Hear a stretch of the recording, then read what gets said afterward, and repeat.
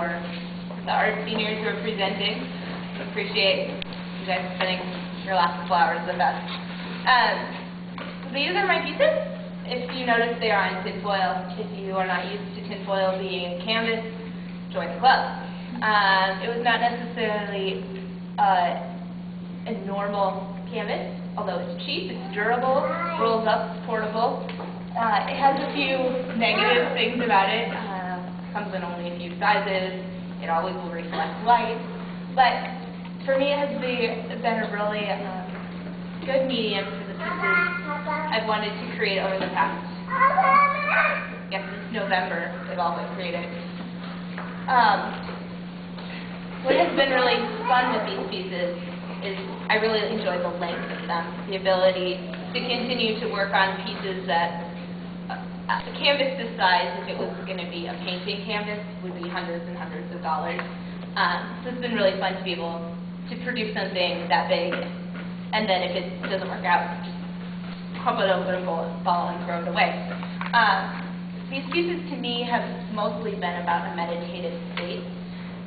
Some experimentation of what materials used are able to stick to tinfoil, what will react in certain ways to water or oil, or how thick the washes need to be. But most of it has been responding to the wrinkles in its tinfoil, the way the light glistens on it, and then responding to the different mediums I put on it and the way that they naturally react.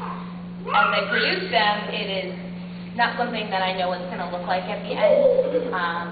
It's a work in progress until there's a moment that I'm like, it's done. Don't know why that moment exists, but it does. And as I produce them, it takes hours and hours and hours and hours. And those are the moments that I hear God most clearly. They're the moments that I am in a state of meditation and worship with Him. Mostly because there's not a whole lot else to do, and it gives me a time of just being with God instead of doing something for God, which is kind of difficult for me as a producer to go and do a lot of things, check them off my list. It's not a very check-off list kind of thing. So. Any questions? You are more than willing to ask you, or you can ask me. There are more pieces in the back if you haven't looked at them. If you have questions about that, shift and look at that too. Can you tell us, maybe use one piece as an example, talk about your method? Because these all have kind of a method to them. Methodology. Do you have one that would be better? The blue one. Blue one? Yeah, the blue one. This is actually a very experimental piece. This is the first one I had used more than Sharpie marker on.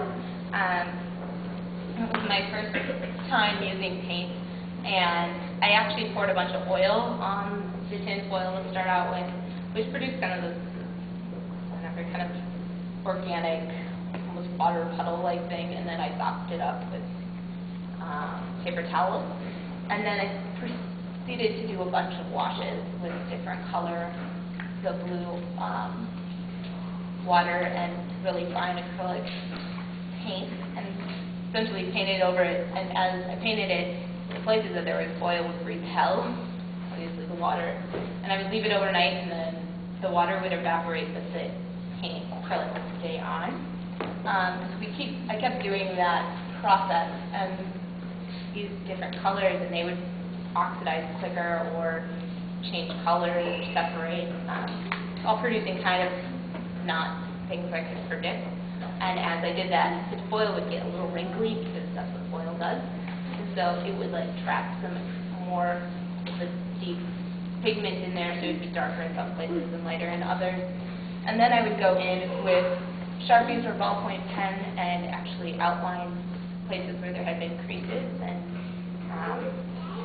so for this piece, I think the first round I used ballpoint pen, and the places that had been completely separated, like the oil had repelled it, I went in and essentially shaded it in, cross hatched those areas in, and then I did another wash, and then we went on. Same process over and over and over again. I may well attest to it, is on her kitchen floor in several ways. So.